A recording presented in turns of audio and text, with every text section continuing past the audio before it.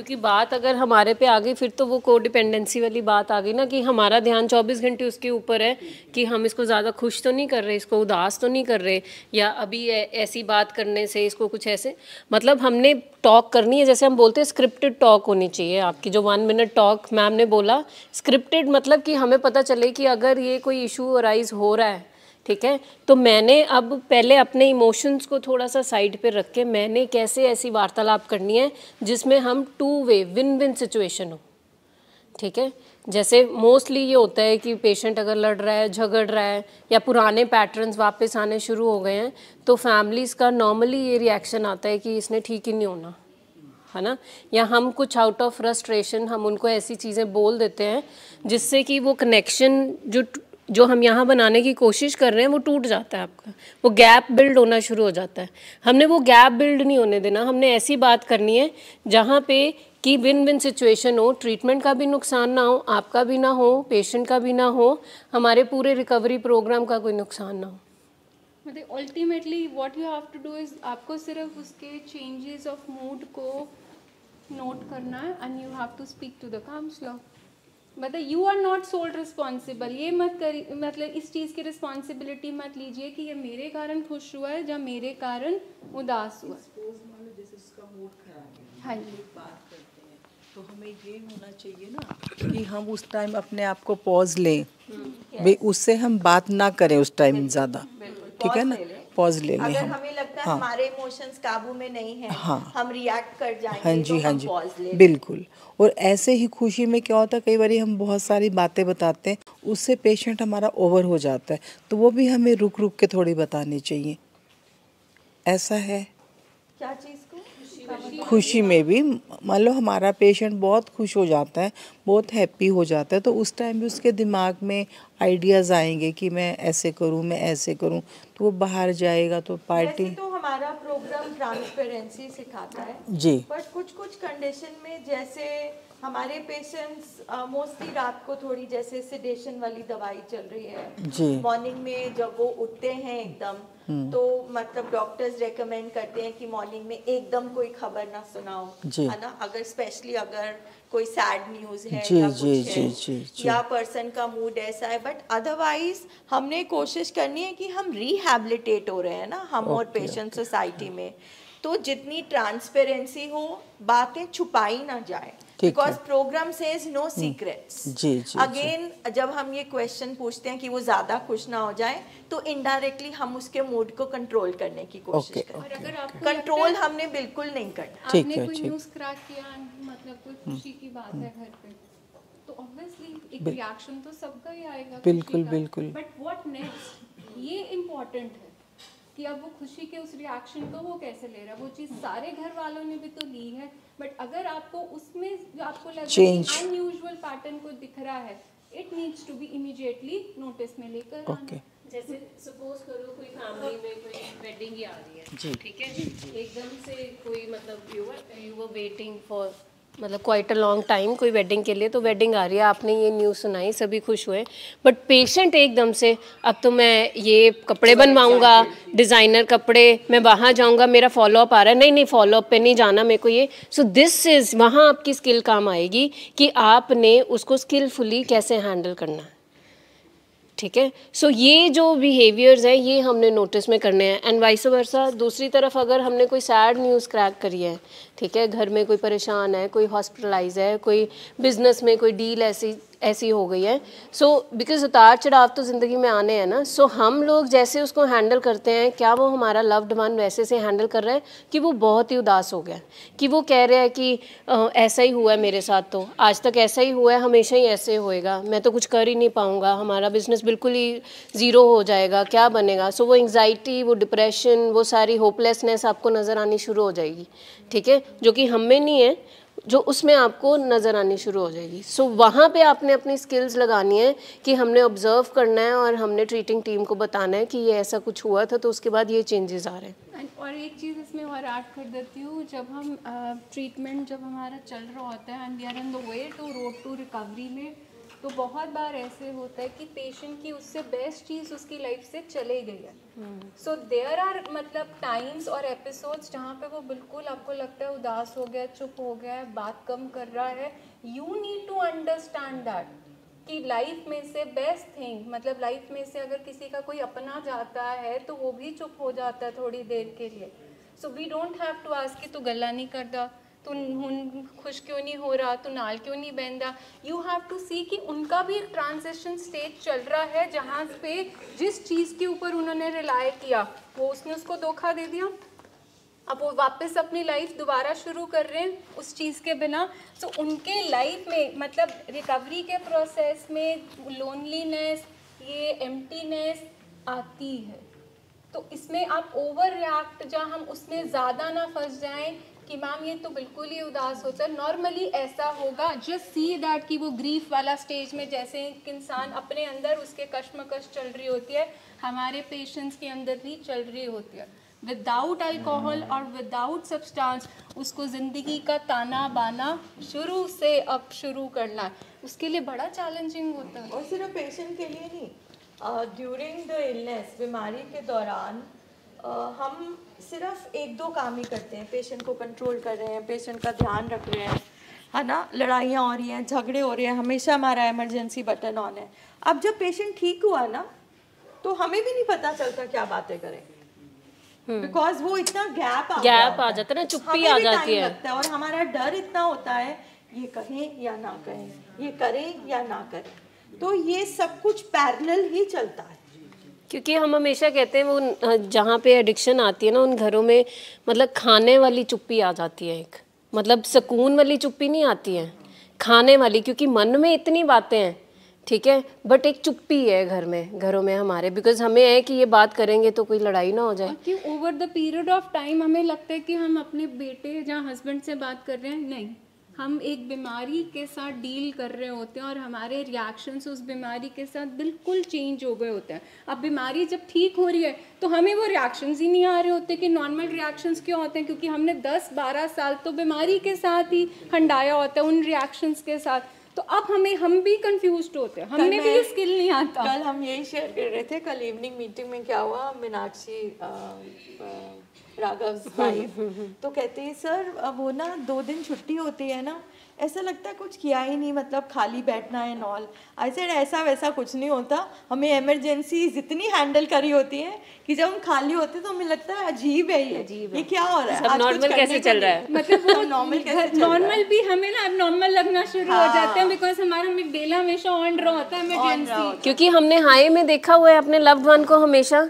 अब जैसे अब सेम वेडिंग वाली कोई न्यूज़ आपने क्रैक करी है ना अपने लव्ड वन को, और इतना एक्साइटेड नहीं हुआ, हमें ये हॉल पढ़ने लग जाएंगे यार पहले तो ये बहुत खुश होता था, अब तो नहीं। अब ये नहीं पता था कि वो पहले जो उसकी खुशी थी वो 6 से ऊपर वाली थी, हमने 4 to 6 में रह के सिचुएशंस को हैंडल करना है।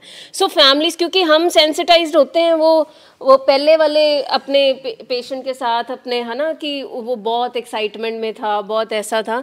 सो वो जब नॉर्मल होता है तो हमें भी कई फैमिलीज बोलती है मैम ये बहुत चुप हो गया है। और ऐसा हुआ हमारे, मैं अपना केस बताती हूँ, तो वो वाइफ बोलते हैं कि मैम अब तो इन्होंने छोड़ी हुई है, कभी बात ही नहीं करते हैं। तो मैंने कहा अच्छा, मैंने कहा वैसे ये पीने से पहले इनकी पर्सनालिटी कैसे थी? कहती मैम वैसे भी चुप रहते थे। तो मैंने कहा फिर जब आपकी शादी हुई पी रहे थे? कहते हाँ बिल्कुल पी रहे थे। तो मैंने कहा आपने उनको नॉर्मल देखा कब है? फॉर लास्ट 20 ईयर्स आपने उनको इंटॉक्सिकेशन और उस सब्सटेंस के साथ देखा जहाँ पे वो बातचीत आपके साथ करते थे। तो मैंने कहा ये वो अपनी रियल सेल्फ में आ रहे हैं जो वो अल्कोहल के सफ़र से पहले थे। This we need to understand, क्योंकि अब 20 साल में हमारे वो कंडीशनिंग हो गई है और अब हमें लगता है कि यार ये तो बिल्कुल ही समथिंग अनयूजुअल हो गया, ये बात ही नहीं कर रहा है। तो वी नीड टू इस चीज़ को लेकर प्रिपेयर, क्योंकि नशा छोड़ने के बाद उदासी आती है। ठीक है, मैं कहती हूँ शौक मना लो, बट आगे तो बढ़ो फिर। I think Nidhi ma'am and Bableen ma'am की बिकॉज आज हम 6 पॉइंट्स कर रहे हैं ना, नेक्स्ट हमें पूरा स्किल पे रखना चाहिए, है ना। वेयर वी, जैसे आज हमने डिस्कस करी कि पॉज ले लो, 1 मिनट टॉक कर लो, 4 पॉइंट फॉर्मूला, असर्टिव होना, ऐसी स्किल्स जो हम यहाँ पे हर मीटिंग में बात तो करते हैं, but specifically will talk about the skills only जो फैमिली को सीखने की। हम आपसे रिक्वेस्ट करेंगे कि आप घर से क्वेश्चंस और सिचुएशंस लिख के लाओ कि सिचुएशन में हमें क्या स्किल चाहिए और आप क्या अप्लाई भी कर पा रहे। हाँ, ठीक है, उन सिचुएशंस को आप कौन सी स्किल आप लगा के अप्लाई कर रहे हो और कैसे डील कर रहे हो, सो दैट उसमें देख लेंगे कि हो पा रहा है कि नहीं हो पा रहा है। प्रेजेंट को लेके क्या क्वेश्चंस हैं और जो आप एंटिसिपेट कर रहे हो कि जब घर आएंगे क्या करेंगे, इस सिचुएशन में क्या करेंगे, तो वो बड़ा हेल्पफुल होगा क्योंकि हम ट्रेनिंग प्रोग्राम में और हमारी ना सीख कर हमको अप्लाई करनी है। और एज अ फैमिली पेरेंट हमारी ना बहुत ज़्यादा एक वो अंदर इच्छा रहती है कि जो प्रॉब्लम आई है ना बस वो हम सॉल्व कर दें जल्दी। खासकर हमारे जो लव्ड वन होते हैं, हम उनको प्रॉब्लम नहीं दे सकते। वो जब शेयर करेंगे ना तो हम उनकी शेयरिंग नहीं सुन रहे होते, हम सोच रहे होते हैं इसका हल मैं क्या करूं, मैं सोल्यूशन क्या दूं। आपको सोल्यूशन नहीं देना, आपको बस you need to be present. देखो, सुनने के लिए सुनना और जवाब देने के लिए सुनना दो अलग बात है। हमें पता नहीं चलता, हमें लगता है हमें हर चीज का हल निकालना है। So patient listening is very important. और आई थिंक हम में से कोई भी 100% किसी भी चीज का हल नहीं निकाल, मतलब फ्रॉम अ थेरेपिस्ट ये एक स्किल आप सीख सकते हैं। बिकॉज हमें भी यहाँ पे जितनी शेयरिंग होती है, चाहे आप लोग करें, चाहे फैमिलीज करें, चाहे हमारे पेशेंट्स हमसे करते हैं, हमारे पास सोल्यूशन नहीं होता कई चीज़ों का। इट्स जस्ट हम एक्टिव लिसनिंग करते हैं। सो अगर बिकॉज हमारी ये जो ट्रेनिंग प्रोग्राम है, हम कह रहे हैं कि आपने घर जाके अब उसका मेंटोर बनना है, ठीक है, उसका गाइड बनना है, तो वो उसके लिए एक्टिव लिसनिंग बहुत ज़रूरी है, जिसमें कि आप सोल्यूशन के बारे में अभी नहीं सोचो बिल्कुल भी, सिर्फ एक्टिव लिसनिंग करो कि असी तेरे नाल हाँ। जैसे वो प्रोसेस कर रहा है अपनी दिक्कत, चाहे जैसे मैम ने बोला शोक मना रहा है, तो वो 2 दिन है 2 महीने जैसे जैसे शोक मना रहा है, यू जस्ट बी देयर, वहाँ पे घबराओ नहीं। ये कल भी यही बात कर रहा था, आज भी ये बात कर रहा है, इसकी तो बातें ही नहीं चेंज हो रही हैं, ठीक है। आपने हमसे ज़रूर डिस्कस करना है, we will find other way out कि कैसे क्या करना है, ठीक है। कोई मेडिकेशन चाहिए, थेरेपी चाहिए, but as a family what you can do is कि just be present with your loved one, कि we are here sitting with you, you need to process. उसने खुद प्रोसेस करना है। हम किसी के लिए किसी का शोक दर्द हम बैठ के बांट सकते हैं, ठीक नहीं कर सकते। जैसे हम कहते हैं ना कि अगर कॉज आपने नहीं किया तो क्योर नहीं है आपके पास, आपके पास क्योर नहीं है, आपके पास सोल्यूशन नहीं है। आप क्या कर सकते हो, किसी के साथ बैठ के बस उसकी बात सुन सकते हो। मतलब यू डू योर 33%, यही प्रोग्राम है, ठीक है। 33% वो किया, 33% अब आपका काम क्या है कि आप उसको सुन ले। 34% जो आपको वो फेथ रख लेना कुछ चीज़ों में। सर ने भी बोला कि कई बार कोई दवाई मैं 50-50 होता हूँ कि कौन सी डालूं। This was is sharing last night कि मतलब फिर मैं डाल के कहता हूँ कि फेथ रख लेता हूँ कि बाबा जी तुसी देख लेना। सो कुछ सोल्यूशंस आपको नहीं आप प्रोवाइड कर सकते हो और उसका आप रिजल्ट नहीं देख सकते हो, बट अपना 33% करके एंड दैट 34% है कोई बड़ी पावर। और ये इसलिए भी हमारे लिए मुश्किल है निधि मैम, क्योंकि हमारे अंदर ना बिलीफ सिस्टम बैठा है, जिसमें जैसे एक मदर पूजा करती है अपने बच्चे के लिए, तो भगवान इसके सारे दर्द मुझे दे दे, है ना? अब ये बहुत स्ट्रांगली मेरी भी उम्र लग जाए, मतलब ये डेफिनेशन है एक परफेक्ट मदर की, but that is not the thing. Program कहता है कि जिंदगी में दर्द आना है और दर्द सबको फेस करना है। अगर आपने अपने बच्चे का दर्द अपने ऊपर ले लिया, आपने तो उसको फेस करने के काबिल ही नहीं छोड़ा, हमने तो उसको अपाहिज बना दिया। वो कहते हैं ना smooth sea never make smooth roads never make good drivers, skilful seller.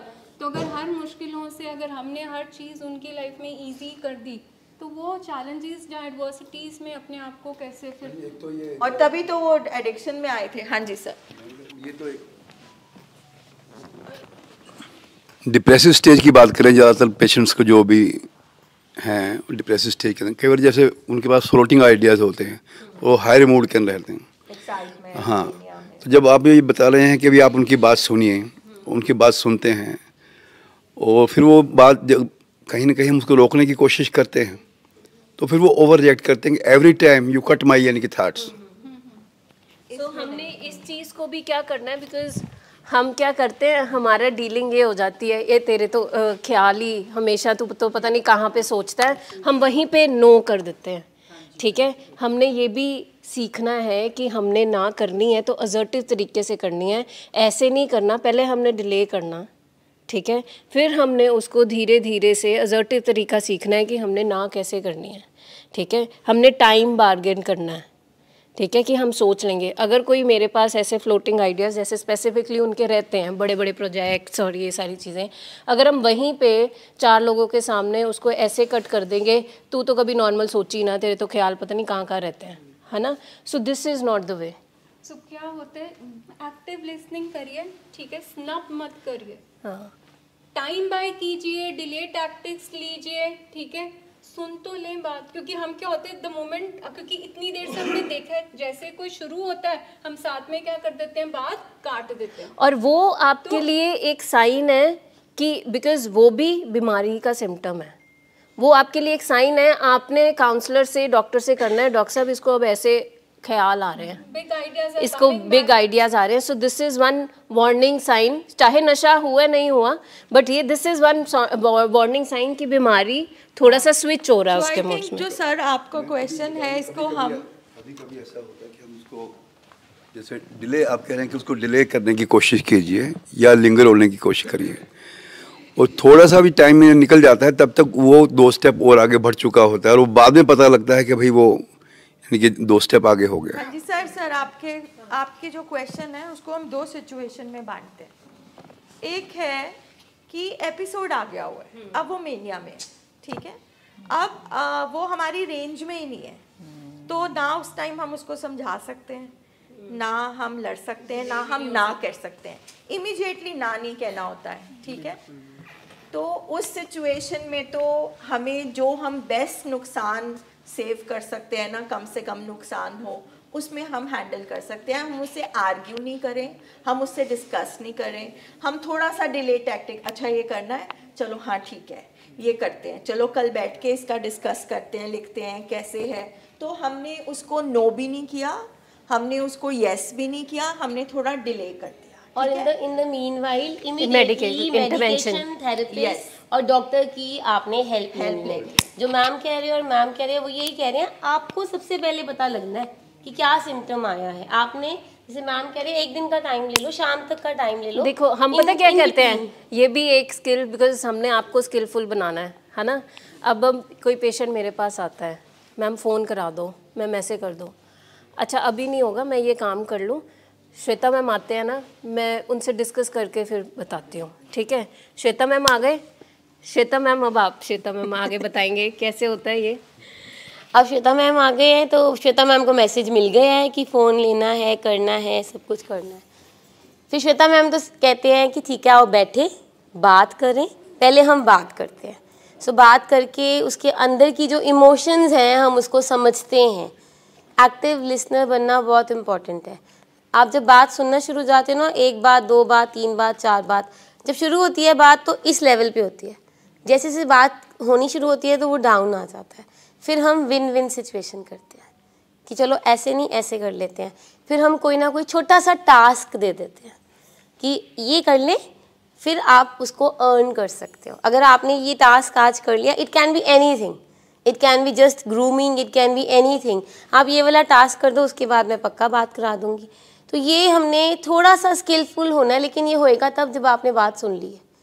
और जब तक हमने बात सुन ली है जी, कंडीशनल नहीं है मैम, कि हमने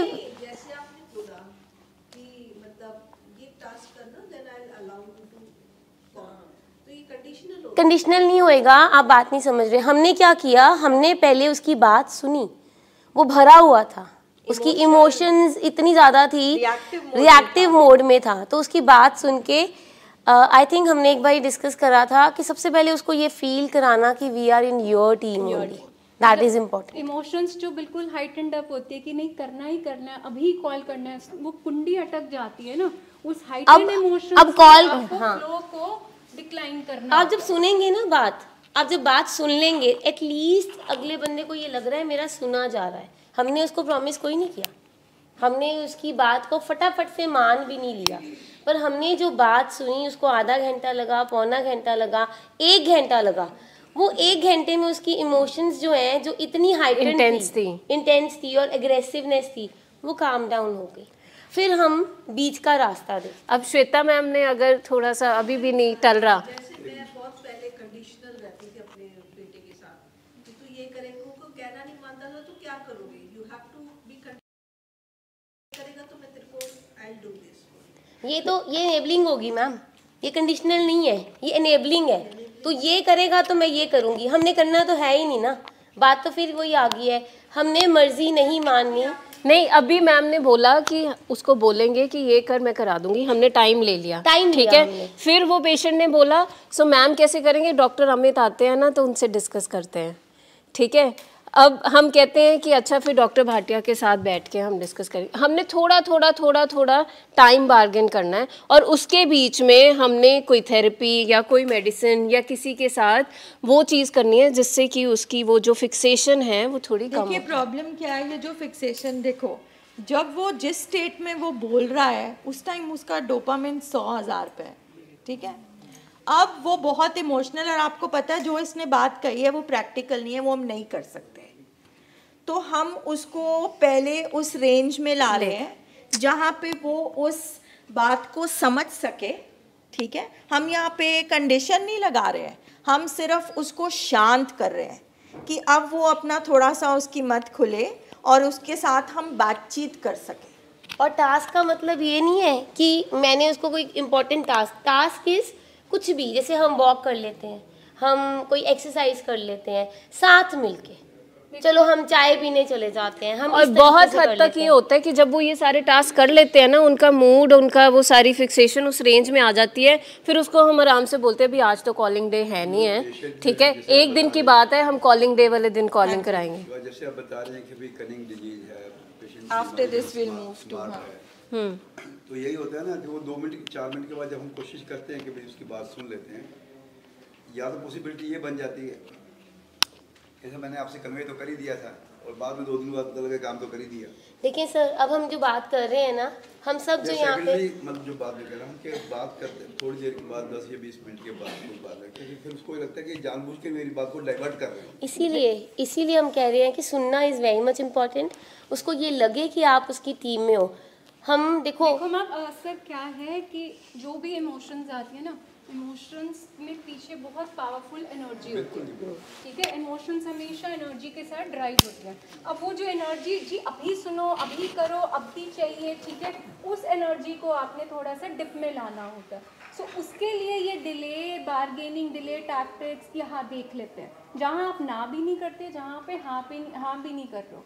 सो ये डिलेइंग टैक्टिक्स, ताकि वो जो एनर्जी इतनी जो आ चुकी है, बिकॉज वेरी पावरफुल एनर्जी, उसको हमने थोड़ा सा अब ट्रैप में लेकर आना। और ये सारी बात हम अब जो बैठे हुए हैं, हमारा मरीज अब थेरेपी में, ट्रीटमेंट में, ये जो आप क्वेश्चन कर रहे हो, ये तब था जब वो पूरी जो पूरी एक्साइटमेंट में था, बाइपोलैरिटी थी, हमारे पास ना दवाइयाँ थी ना हमारे पास तरीके थे।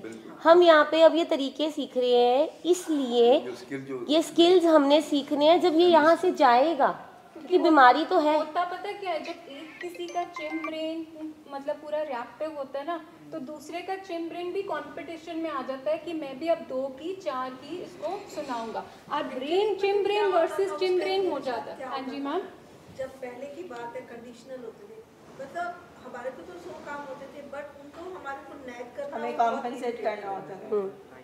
फिर हम वो इरिटेशन में ना, छोड़ो यार कर दो। इसीलिए एक बात मैं फैमिलीज को रिक्वेस्ट करूंगी, जो श्वेता मैम ने कही, ultimately I also want to come to that skill we all want, कि जो हम किया करते थे वो बीमारी में था।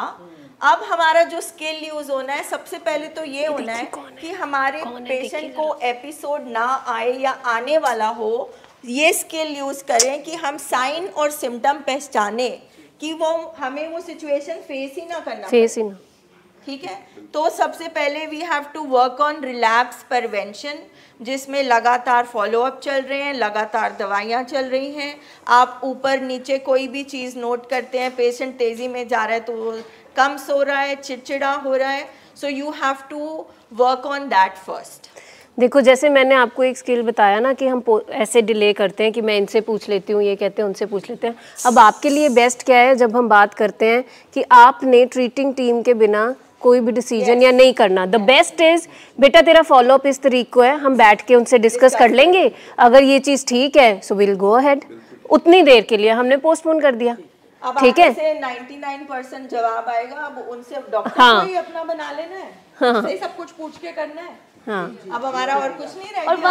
वहाँ पे आपने कैसे असर्टिव होना, दैट इज इम्पोर्टेंट। एंड वो तब होगा जब आपका फेथ टुवर्ड्स ट्रीटमेंट पक्का होगा, जब आपका फेथ बहुत डगमगाता होगा। मतलब मैं कह रही हूँ ना, आपने सोल्यूशन नहीं देना, वो आपके साथ अपने फ्लोटिंग आइडिया शेयर कर रहा है, आपने सोल्यूशन या आपने वो मानने नहीं है। आप ये सोचो कि इसकी बीमारी का एक सिम्टम आ रहा है, अब मैंने क्या करना है इसको, मतलब मेरा मेन मोटिव ये होना चाहिए कि ये फॉलोअप पे टाइम पे पहुंचना चाहिए, ये मेडिसिन खाना चाहिए। और हमने उसी चीज़ को लेके कि भाई हम डॉक्टर साहब के पास जाएंगे ना, हमें लगता है कि आज तक जो उन्होंने हमें सलाहें दी हैं हम ठीक जगह पे ही हैं, वी आर प्लेस्ड वेल अभी इस टाइम पे। सो मुझे लगता है कि ये जो है हम पूछ लेते हैं, अगर तो ठीक होगा। इसके बाद फुल स्टॉप, बस नो मोर लेक्चर, नो समझाना, assertive period, that's all.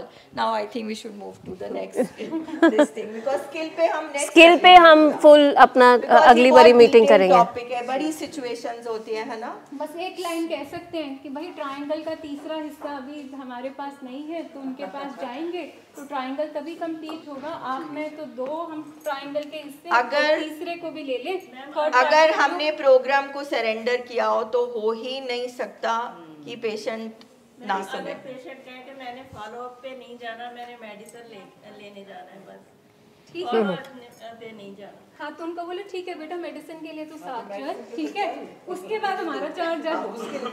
आप उसको नहीं समझाएं और उसके साथ आर्ग्यू ना करें, ठीक है। हमारी दिक्कत क्या होती है कि नहीं, हम उसको ना घर पे बैठ के कन्विंस करने लग जाते हैं, और पूरा हफ्ता कन्विंस करते हैं, पूरा हफ्ता कन्विंस करते हैं। नहीं सुन रहा तू, मतलब आपके घर में फिर कोई टॉक मतलब टॉपिक ही होता ही नहीं है। टॉक ऑफ द टॉपिक क्या है, follow up follow up follow up, और फिर वो खींच के कहते हैं जाओ जो करना, अब तो दवाई भी नहीं खाऊंगा। देखो फर्स्ट इस पे भी होता है, फैमिली की एक बॉडी लैंग्वेज होती है, फैमिली का भी एक कम्युनिकेशन होता है कि अगर आप पक्के हैं कि फॉलो अप ज़रूरी है तो आप रास्ता निकाल लेंगे।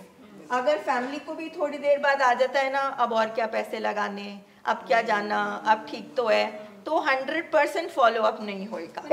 पहले आप डगमगाएंगे, फिर हमारा मरीज डगमगाएगा।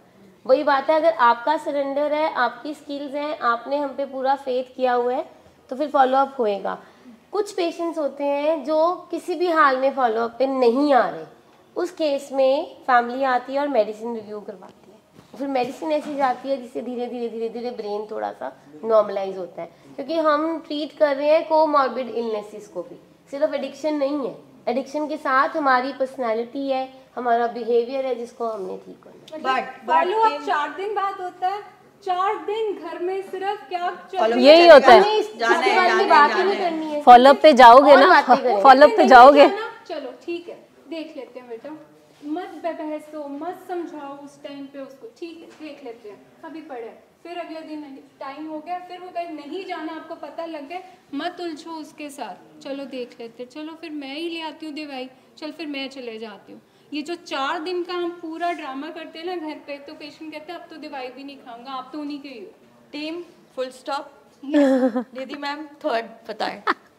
So the 6 point इन्वेंट्री में the third point is कि हमारी fellowship like as a support group, जिसका कॉमन एम होता है, वो हम सबका कॉमन एक एम क्या है कि अपने आप को रिकवर करना पहले, और हमारा जो लव्ड वन है उसको रिकवरी में लेके आना। फेलोशिप फ्रेंडशिप से डिफरेंट है, फ्रेंड्स में क्योंकि कोई बाउंड्रीज नहीं होती, फेलोशिप में एक कॉमन एम है कि हम सबका एक साझा दर्द क्या है, वो पेन है। एक साझा जो फैक्टर जिसको मैं कहूँगी वो क्या है, हम सब क्या है, दर्द में आए थे, तो हमने एक दूसरे का, कोई आपसे आगे है कोई आपसे पीछे है, तो आपने सबको साथ लेके चलना है। जो आगे हैं आपने उनकी तरफ देखना है, जो पीछे हैं तो उनका हाथ पकड़ के, ये आपकी सर्विस है उस फेलोशिप में कि आप उनको अब सिखाएंगे जो आपने आज स्किल सीखे हैं, क्योंकि एक टाइम पे आप भी टूटे अके हारे हुए यहाँ पर आए थे।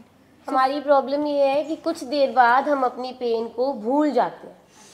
ये फेलोशिप इतनी इम्पॉर्टेंट है कि जब हम आते हैं, हम पेन में आते हैं, हम सब याद रखते हैं ओके हमें 100 डेज़ बोला, 180 डेज़ बोला, या हमें इतनी देर बोला। जैसे कुछ फॉलोअप्स बीतते हैं वैसे ही हमें अपनी पेन भूल जाती है। तो एक रिक्वेस्ट है कि हमने अपनी पेन को नहीं भूलना, और ये नहीं भूलना कि हम एक बीमारी के साथ जूझ रहे हैं। एक हमारे पास जो मरीज़ है वो बीमार है, अभी उसको ठीक होने में, हील होने में टाइम लगता है। जो हमने कितनी बारी बोला है 2 से 2.5 साल लगते हैं, कईयों को ज़्यादा भी लग जाता है। कईयों की पर्सनैलिटी डिसऑर्डर्स होते हैं जो शुरू से चलते आ रहे हैं, जिसको थोड़ा टाइम लगता है ठीक होने में। अगर हम बीइंग फैमिली मेम्बर्स उस फेलोशिप में ना आए, हमने अपनी टीम में ना रखा सबको और अपनी पेन को भूल गए, फिर हमें सब याद आएगा, फिर हमें जागरण भी याद आ जाते हैं, फिर हमें शादियां भी याद आ जाती हैं, फिर हमें और प्रॉब्लम्स भी आ जाती हैं। तो उस पेन को नहीं भूलना। देखो फेलोशिप, हम फेलोशिप में हम फैमिलीज़ को सबसे ज़्यादा प्रॉब्लम होती है जब फेलोशिप होती है एक तरफ और हमारी दुनियादारी और रिश्तेदारी होती है एक तरफ। ठीक है, ये बात को बहुत ध्यान से आप सुनिए और इसको सोचना अपने साथ जाकर। अगर मान लीजिए कि आपके पेशेंट ठीक नहीं है, आपका पेशेंट क्रेविंग हो रही है, फेस्टिवल सीज़न आ रहा है और हमारा एक बहुत इम्पॉर्टेंट फंक्शन है जहाँ पे हमें जाना है। ठीक है, सबसे बड़ा चैलेंज यहाँ पे आएगा कि ये जो 6 पॉइंट इन्वेंट्री है, ये मेजरिंग स्केल है, ये उसका अनुमान लगा रहा है कि हम और हमारा पेशेंट रिकवरी में है या नहीं। तो हमारी जो कंपनी है, जो जहाँ पर हम जा रहे हैं, उसका हमारे पेशेंट से क्या रिश्ता है, उससे हमारा क्या रिश्ता है, उससे पेशेंट कितना अफेक्टेड होता है, ये वाली चीज़ अंडरस्टैंड करनी बहुत ज़रूरी है कि संगत और जगह का असर पड़ता है। एंड फर्दर लाइक मैम, एक चीज़, जब आप लोग घर बैठे थे तो घर पे लगता था कि मेरा दर्द सबसे ज़्यादा, ठीक है, जब आप इस ग्रुप में आए, सपोर्ट ग्रुप मीटिंग में आए, तो आपको लगता है यार मेरे साथ और भी हमारी हीलिंग हुई। ठीक है, मेरे साथ और भी बहुत सारे परिवार हैं, वाइफ्स हैं जो मेरे जैसे ही हैं। तो जहाँ घर पे मैं बिल्कुल सेल्फ पिटी, जहाँ बिल्कुल विक्टिम मेंटालिटी में चले गई थी, जब मैं फेलोशिप में आती हूँ तो मेरे अंदर एक अपने आप ही एक स्ट्रेंथ, हीलिंग आनी शुरू हो जाती है। Power from here. और एट द सेम टाइम कई बार तो यही लगता है यार, मतलब जब आप यहाँ पे शेयरिंग सुनते हो, फिर हमें लगता है कि नहीं यार, मुझसे भी ज़्यादा यहाँ पर है, और वो कैसे लगे हुए हैं, कितने सालों से लगे हुए हैं, वही चीज़ मेरे को और बढ़ाती है। मेरी पेन को ऑटोमेटिकली मेरी फेलोशिप ही हील कर देती है। आप यहाँ मीटिंग में बैठते हैं, आपके मन में बहुत सारे सवाल होते हैं, आप देखते हो कि जैसे जैसे मीटिंग प्रोसीड कर रही है, आपके सवालों को बिना पूछे ही आपको जवाब मिल जाते हैं। That's the magic of fellowship, कि आप बैठते अपने क्वेश्चंस के साथ है, बट किसी के शेयरिंग के साथ आपको अपने आंसर्स, जवाब कितने क्लियर मिल जाते हैं कि यार मैंने भी क्या करना है। और मैम एक चीज़ मतलब और ऐड करूँगी, उम्मीद भी हमें यहाँ पे मिलती है, और यही एक जगह है जहाँ पे हम अपना वो टाइम नहीं भूलते जहाँ पे हम आए होते हैं। बिकॉज़ जैसे मैम ने बोला, कुछ फैमिलीज़ हमसे आगे हैं, कुछ पीछे हैं।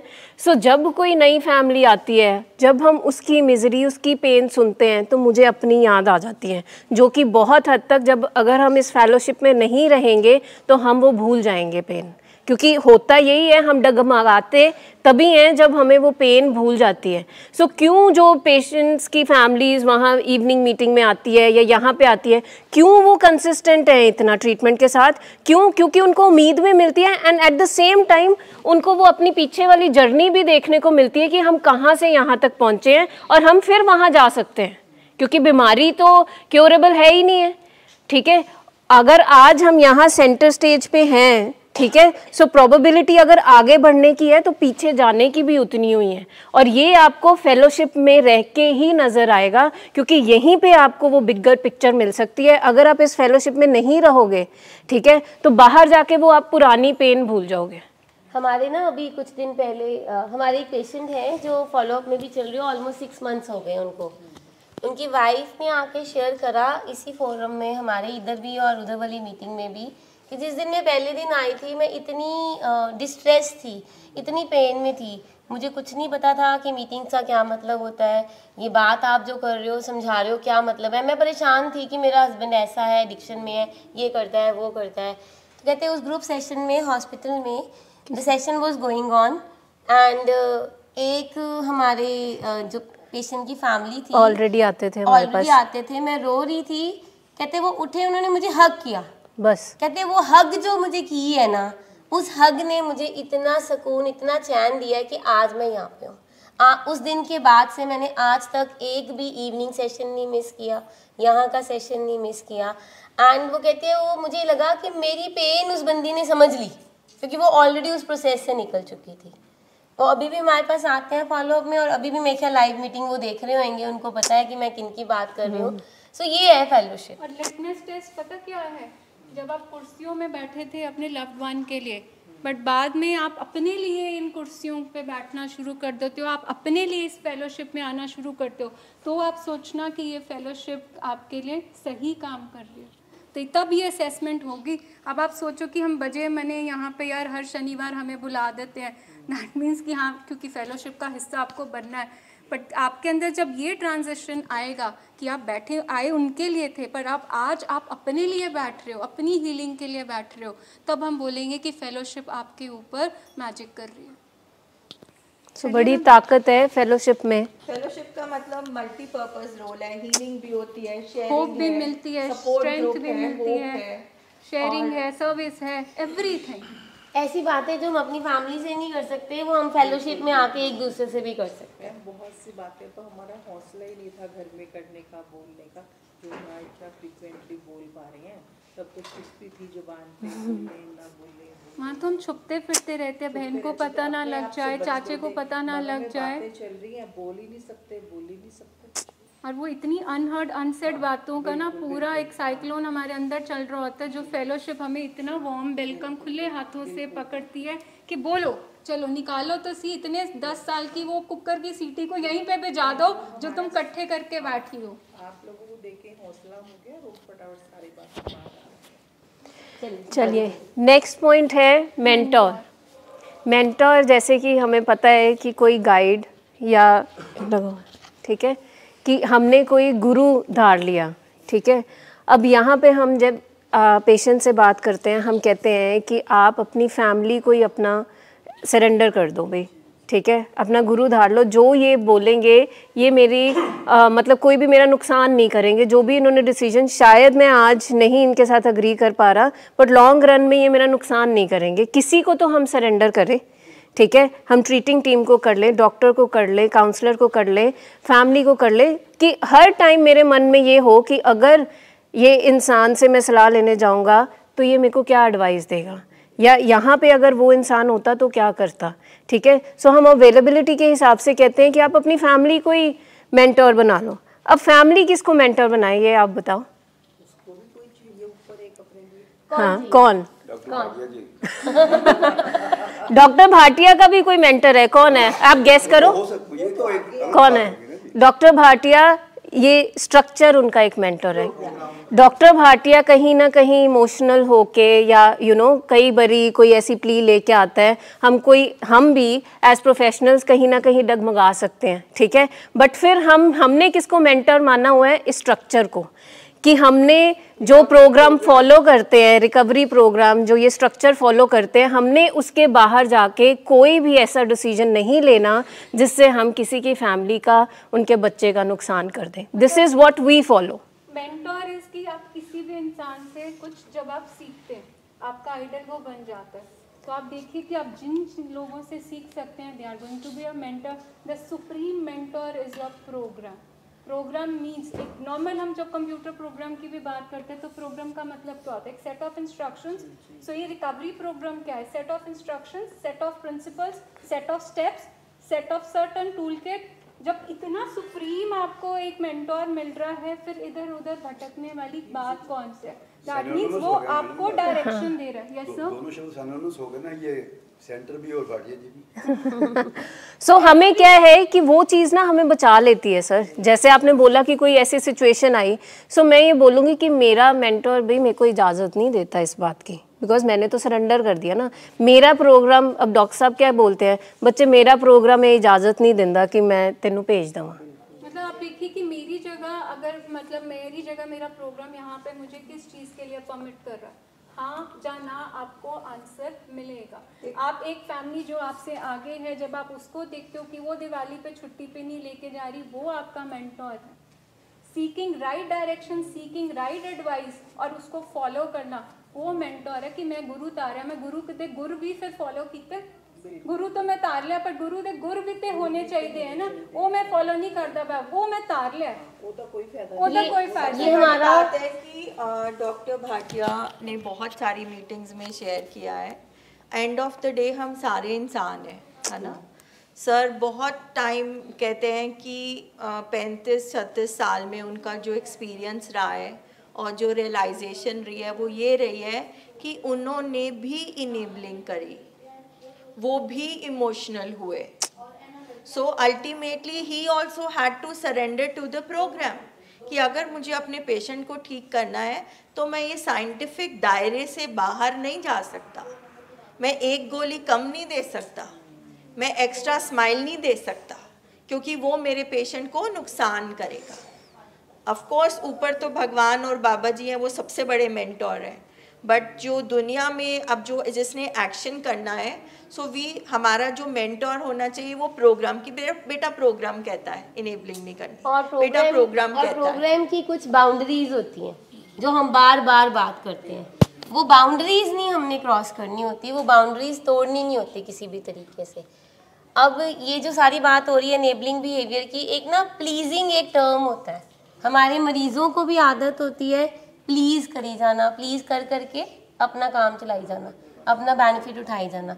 ऐसे हम बीइंग फैमिली मेम्बर्स भी कहीं ना कहीं प्लीज़ करने में लगे हुए हैं, खुश करने में लगे हुए हैं, अपने बच्चों को खुश करने में लगे हुए हैं, खुशी आ नहीं रही है किसी भी हालात में। तो वो अगर आप एक प्रोग्राम को फॉलो करेंगे और बाउंड्रीज रखेंगे तो आपको समझ आ जाएगी कि क्या करना है।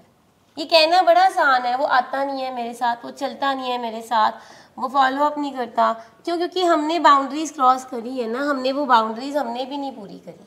जिस दिन हमें वो बाउंड्रीज फॉलो करनी आ जाएंगी तो सारी चीज़ें ठीक हो जाएंगी। अभी कुछ दिन पहले एक पेशेंट के अटेंडेंस की कॉल आई कि जी आज कोई बात हुई, उसने ना मुझे गुस्से से बोला, तो मेरे से भी ज़्यादा गुस्से से बोला गया, उसके कारण ना वो काम पे ही नहीं गया। मैं क्या, अच्छा फिर आपने क्या किया, अब आप मुझे क्यों कॉल कर रहे हो, आप मेरे से क्या आंसर चाहते हो? कहते नहीं मैम मेरे को लगता है मैंने ना प्रोवोकिंग कर दी, मैंने गुस्सा कर दिया। मैं क्या, करना क्या चाहिए था, आप बताइए मुझे, आपको क्या करना चाहिए, अब आप चाहते क्या हो? कहते मैं चाहता हूँ काम पे तो आए एटलीस्ट। मैं कहा देखिए फिर हो गया ना काम खराब। मैं कहा बिहेवियर को हमने इनेबल कर दिया और काम को हमने दे दी इम्पोर्टेंस, तो आपने प्लीज़ नहीं करना, उसको प्लीज़ करके उसको बुलाना नहीं है। आपने उसको जब वो आएगा या आप दोबारा मिलेंगे, आज का दिन नहीं आ रहा काम पे ना आए, आपने बैठ के सिर्फ बात करनी है, उसको बताना है कि बेटा ना तुम बाउंड्रीज क्रॉस करो ना मैं बाउंड्रीज क्रॉस करूं, आपने आज बहुत गुस्से से बात की, मुझे अच्छा नहीं लगा। बस प्रोग्राम को फॉलो करना है, फॉलो करना बहुत और इम्पोर्टेंट एक है। और मेंटोर प्लीज़ यहाँ दो तरह के मेंटोर ना बना लेना, एक प्रो ट्रीटमेंट वाले मेंटोर्स होंगे और एक एंटी ट्रीटमेंट वाले भी आपको मेंटोर बन सकते हैं आपके। सो बी वाइज कि आप प्रो ट्रीटमेंट वाले मतलब मेंटोर्स बना रहे हैं कि एंटी ट्रीटमेंट वाले। आप की गल मानिए, वो कह रहे हैं यार 6 साल हो गए, मतलब निधि मैम एक ही रहता है कि हमने अपने ऊपर काम नहीं किया, because we listen to others only जब हमारे अंदर कोई कन्विंस्ड नहीं होते, जब हम कन्विंस्ड नहीं होते। दुनिया की कोई ताकत मुझे कन्विंस नहीं कर सकती जब तक मैं ना होना चाहूँ। So we have to see that. So next one is one of my favorites. That is profit and loss. हालांकि I am very poor in maths, पर ये जिंदगी का जो profit and loss है ना, ये हम families को बड़ी मुश्किल होती है, क्योंकि हमने बचपन से सुना होता है this is right, this is wrong, ठीक है। अब क्रिश्चियंस वाइट पहनते हैं वेडिंग में, हमारा वाइट पहना अफसोस, ठीक है। सो यानी कि एक बात किसी के लिए फ़ायदेमंद हो सकती है, किसी के लिए नहीं। तो पूरे दिन में और हमारी रिकवरी की जर्नी में हमने ये देखना है कि हमारा नुकसान होता है ये करने से या हमारा फ़ायदा होता है। बिकॉज़ कोई चीज़ हो सकती है जो रिलीजन बोले ये सही है मगर हमारे पेशेंट के लिए सही नहीं है, सोसाइटी बोले ये सही है मगर हमारे पेशेंट के लिए सही नहीं है, रिश्तेदारी, ethics, demand of time, financially बोले कि ये ज़रूरी है मगर हमारे पेशेंट की अभी कैपेसिटी नहीं है, ज़रूरी नहीं है। तो ये हर मोमेंट पे मतलब after so many years every day there is some challenge जो ये प्रॉफिट और लॉस सामने लेकर आता है कि ये करेंगे नफ़ा होगा, ये करेंगे नुकसान। मैंने कल भी मीटिंग में शेयर किया था कि बहुत सालों बाद माय फ्रेंड कॉल्ड अप, तो उसने ये वीडियोस और ये सब, she knows everything about my son's treatment, तो वो सारी बातें कर के वो कहती कि कोई बात नहीं, उसको हेल्दी लिविंग कराओ या आश्रम में भेजो, मेडिटेशन कराओ, दवाइयाँ बंद कर दे, कितना मोटा हो गया है। तो अब मेरे अंदर मदर बैठी है, वो मरी नहीं है। सो अब it is very difficult for me to convince. तो अगर मैं बहुत पुरानी वाली इनिशियल स्टेज वाली मदर होती तो शायद सारा ट्रीटमेंट ही समझा देती फ़ोन पे, है ना। आई रियलाइज़ कि I have to save my energy, और मैंने और गुफ्तगू करी अगर इसके साथ थोड़ी सी और, कहीं मेरी मदर ज़्यादा ना जाग जाए। एग्जैक्टली आपने देख लिया एंटी ट्रीटमेंट वाले लोग आपको मिलेंगे। So everywhere they are going to be there, every day is going to be a challenge, because हर चीज़, दवाइयाँ क्यों खा रहे हो, अभी ट्रीटमेंट में क्यों जा रहे हो, अभी मीटिंग में क्यों जा रहे हो, ये चैलेंजेस आएंगे। बट हर मोमेंट पे हमने देखना है हमारा नुकसान हो रहा है या हमारा फ़ायदा हो रहा है, इसके लिए हमें सेल्फिश होना पड़ेगा। और अगर और प्रिसाइसली करें एक दिन के हिसाब से, तो आप एक दिन में देख सकते हैं कि आपके पेशेंट के साथ आपका टकराव आज कम हुआ। 1 डे प्रोग्राम आपने मीटिंग्स लगाई, आपने स्किल्स सीखे, आपने स्किल्स अप्लाई किए, इसका मतलब आप प्रॉफिट किया। आज आपने अपने लिए सेल्फ केयर टाइम निकाला, ठीक है, आपने अपने लिए कुछ हीलिंग की, इसका मतलब आपका प्रॉफिट हुआ।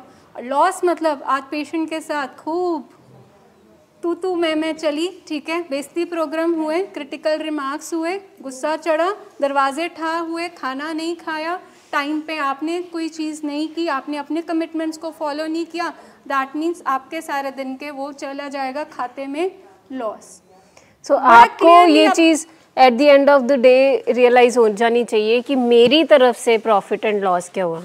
ये जो हम सारी आज इन्वेंट्री करा रहे हैं, ये सेम हम पेशेंट्स को भी कराते हैं, ठीक है, बट वो अपनी करेंगे, ये हमारा इन्वेंट्री मतलब वही खाता हमने पूरे दिन का, एक एक दिन का अपने साथ हमने करना है कि आज के दिन में मेरा प्रॉफिट और लॉस क्या था। जैसे मैम ने बोला कि फैमिली ने फ़ोन करके बोला कि मैम शायद मैंने प्रोवोकिंग कर दी है, ठीक है, सो इसका मतलब मैम आज के दिन में मेरा लॉस हो गया, कोई बात नहीं, कल से हम इस चीज़ को कैसे हमने ठीक करना है, will get to know, will learn new skill. शायद आज मुझे रियलाइज़ हो गया, आज थोड़ा सा लॉस हो गया मेरा, आज मैं रिएक्टिव हो गई, आज मैंने ऐसे बोल दिया, कल को मैं इसको मेंट कर लूँगी।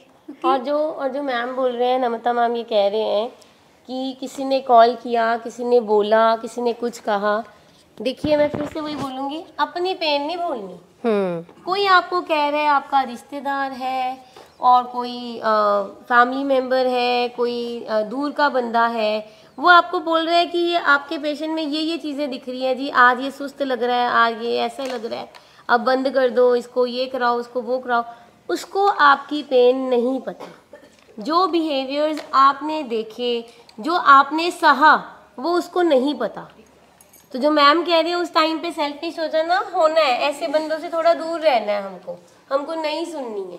हमें ये देखना है कि इस जर्नी में हम कहाँ तक फ़ायदेमंद हुए हैं, हमें सारी चीज़ें हमने देखना है कि जो उसके बिहेवियर थे, जो उसने इतने सारे लॉसेस किए अभी तक, उसका आज हम कहाँ पे खड़े हैं। अब तो कोई लॉस नहीं हो रहा ना, अब तो हम प्रॉफिट में चल रहे हैं। आज वो आपके साथ कनेक्ट कर पा रहा है, आपकी बात सुन पा रहा है, आपके साथ बैठ पा रहा है, सो दैट इज़ इम्पॉर्टेंट। और एक रियलिस्टिक एक्सपेक्टेशन रखनी भी बहुत इम्पॉर्टेंट है, I must say this thing. So coming forward ना एनवायरनमेंट में वी कैन, एनवायरनमेंट में उससे पहले मैं शेयर करना चाहती हूँ कि आप सब ये वाली 6 पॉइंट सुन रहे हो, है ना, और आपको लगेगा ठीक है हम अप्लाई कर देंगे। अगर आप सच में चाहते हैं ना कि आप परेशान हो चुके हैं और आपकी लाइफ बेटर होनी चाहिए, आपका पेशेंट ठीक होना चाहिए, तो एक नोटबुक लगाओ और ये लिखना शुरू करो। Everyday inventory. मुझे कितने वीक थॉट्स आए, मेरे वीक एक्शंस क्या किए, अगर मेरी पेशेंट से फ़ोन कॉल पे बात हुई या मैं 4 पॉइंट फॉर्मूला यूज कर पाई, मेरे को कितनी क्रेविंग हुई अपने पेशेंट के लिए। अगर आप सच में चाहते हैं, क्योंकि ये tried tested research based strategies हैं, ये मेडिसिन है हमारे लिए और हमारे पेशेंट के लिए। मेरे घर में 2 पेशेंट हैं, मैं आपको अपना एग्जाम्पल देती हूँ। माय सन, मेरा जो बेटा है वो एक्सप्रेसिव है और वो रिकवरी के जो टूल्स हैं सारे यूज़ कर पाया। When my husband came here, तो हमारा इतना स्ट्रक्चर और इतना इंटरवेंशन साइकोलॉजिकल ये नहीं था। अब जाके हमने ये इन्वेंटरी शुरू करी है कि रोज़ शाम को मीटिंग के बाद घर जाकर हम तीनों बैठते हैं, हम अपना अपना डे सुनाते हैं, ठीक है। बीच में हमें अर्जेस आते हैं, रिएक्ट कर दूँ, गुस्सा कर दूँ, ये क्यों किया था, मगर फिर तीसरा पर्सन 2 करते हैं तो तीसरा चेक कर देता है कि नहीं अब हम रिएक्टिव हो रहे हैं, सिर्फ सुनो। तो हम ये अप्लाई करते हैं और आप सोच नहीं सकते कि इससे कितना अच्छा एटमॉस्फेयर हो जाता है, हमारा रिश्ता बेटर हो रहा है। अगर आप सच्ची में रिकवरी चाहते हैं तो ये हमें करना है। अगर हमारे पास कॉपी पेन होगा ना, ऑटोमेटिकली मैसेज जाएगा हमारे पेशेंट को कि सीरियस बिजनेस है इधर, हम ऐसे नहीं बैठे इधर। It is very important. Towards the end of the day जब आप अपनी रिफ्लेक्शन लिखते हो सारे दिन की, तो आप देखना आपके अंदर इतनी ग्रोथ आती है। आप जो उनसे एक्सपेक्ट कर रहे होते हो, the thing is question is am I doing it up. जब आप रिफ्लेक्शन अपनी लिखते हो, आपको अपनी क्लैरिटी इतनी क्लियर होती है कि आपको खुद पता लगता है कि आप, मेरे अंदर भी तो अभी कितनी सेंट्रल टेंडेंसीज पड़ी है, इतनी अर्जेस पड़ी है जिसके ऊपर काम करने की ज़रूरत है। मैंने सारा का सारा भार उसके ऊपर ही डाला हुआ है। Writing is a therapy. बिल्कुल। एक जनरल सी बात, अब सबको लग रहा होगा एक नया काम दे दिया नम्रता मैम ने रोज़ का लिखने के लिए। बहुत सारे लोग नहीं लिखना चाहते, और क्यों दिया है, वाई, कि ये राइटिंग करें या अपना जर्नल लिखें या मूड जर्नल लिखें। एक सवाल है सबसे, जब हमारे बच्चे स्कूल जाते थे तो क्या हम उनसे पूछते थे स्कूल से आके, बेटा आज स्कूल में क्या क्या हुआ? पूछते थे सब लोग? तो बच्चे बताते थे कि नहीं बताते थे? कुछ बताते थे, कुछ नहीं बताते थे। ये पूछने का मतलब क्या होता है? जब बच्चा स्कूल जाता था उस टाइम पे एडिक्शन नहीं आई थी, उस टाइम पे बिहेवियर भी नहीं आए थे। एक जनरल क्वेश्चन है कि हम अपने बच्चे से क्यों पूछते हैं कि स्कूल में क्या क्या हुआ? हमें जानकारी होनी चाहिए कैसा रहा उसका दिन, ठीक है। सारी माएँ इस चीज़ के लिए क्यूरियोसिटी होती है। तो ये जो है ना, ये जो हम लिखने के लिए बोल रहे हैं, इन्वेंटरी करने के लिए, या ये जानकारी है अपने लिए। आपने अपने मूड की जानकारी लेनी है उससे, और आपके लव्ड वन ने अपने मूड की जानकारी लेनी है। एंड इसमें प्लीज बात करिए, और इससे आपको बहुत फायदा होने वाला है, मैम बताएंगे। इसमें मैं ऐड ये करना चाहती हूँ कि हमें ये बात को एक्सेप्ट करना पड़ेगा कि हम इमोशनली बीमार फैमिलीज आई हैं हॉस्पिटल में। अच्छी बुरी फैमिली, स्ट्रॉन्ग वीक फैमिली कोई नहीं है। IQ इंटेलिजेंट क्वेश्चन बहुत है, क्योंकि बचपन से पूछा था स्कूल में क्या किया, क्या सब्जेक्ट्स लिए, क्या बनोगे, है ना। SQ भी बहुत है, चाची को पोइम सुनाओ, उसके पाँव पैरी पढ़ो, ऐसे करो, ठीक है। जो 2 चीज़ें मिसिंग हैं हमारी फैमिली, स्पेशली हमारे पेशेंट में, वो है इमोशनली भूखी और खाली फैमिलीज़ हैं हम। कोई नहीं ये पूछता कि कैसा महसूस हो रहा है, अच्छा गुस्सा क्यों आ रहा है, नहीं गुस्सा नहीं करते, बस फुल स्टॉप। इमोशंस पे हमारा वर्क ही नहीं कभी हुआ। तो हम यहाँ पर यही चीज़ सीख रहे हैं कि अगर हमें अपने इमोशंस नहीं पता, हमें ये नहीं पता लग रहा कि हम क्या फील कर रहे हैं, तो हम पेशेंट को क्या मैनेज करेंगे। तो इसीलिए ये लिखना बहुत ज़रूरी है। मुझे क्यों गुस्सा आ रहा है, मुझे क्यों जलन हो रही है, मुझे क्यों चिड़चिड़ापन आ रहा है। तो ये अगर आप करना चाहते हैं, ठीक है, अगर आप सच्ची में ठीक होना चाहते हैं, अब आप सवाल करेंगे टाइम कहाँ है, खाना बनाना है, काम करना है, ये करना है, तो आप चूज़ करो फिर आपको चाहिए क्या। एंड मैं बता दूँ, when I started writing that reflection, pen नहीं चलता और स्पेशली वो लिखा ही नहीं जाता था मुझसे। और जब मेरी बारी आती थी कि मैं चिल्लाई, मैंने रिएक्शंस दिए, जब मैं डिफेंसिव हो रही हूँ, तो मैं बड़ा अपना पेन ना छोटा सा कर लेती थी, यार मैं तो ठीक ही हूँ, ये लोग नहीं समझते। एंड ट्रस्ट में बड़ा पेन आता है अपने आप को जब चेक करना, मतलब पेन चलता ही नहीं था 2 लाइनों से ज़्यादा, और सिर्फ दूसरों की गलतियों में फटाफट टक टक टक टक टक, ये ठीक नहीं हुआ, ऐसे नहीं हुआ। Data intervention only. You are lucky कि आपके टाइम में डेटा इंटरवेंशन है। हम तो सर से रोज रिक्वेस्ट कर रहे हैं अपॉइंटमेंट दो, एक हमें सेशन दो, हमारा डेटा इंटरवेंशन करो। Every day we are requesting, but this is important. इतनी ऑब्जेक्टिव असेसमेंट होती है इन्वेंट्री से, और जब एक बार पेन लिखने चलता है, फिर आप अपने साथ जब भी बैठते हो ना, जब आप अपने साथ कहीं पे भी बैठते हो तो आपके अंदर चलने लग पड़ता है, यार आज ये ठीक नहीं हुआ, आज ये इसको ऐसे सिचुएशन को ऐसे हैंडल कर सकती थी, यहाँ पे आज थोड़ा तीखा जवाब कम दे सकती थी, यहाँ चुप रह सकती थी। फिर आप अपने साथ बैठ के कहीं पे भी प्रैक्टिस कर सकते हो, बट इनिशियली पेन नहीं चलता, और स्पेशली अपने बारे में। लेडीज तो फिर भी लिख लेती है। जब मैं वहाँ पे लिखवा रही होती हूँ ना, तो फादर्स नहीं तो लिख ले, नहीं तो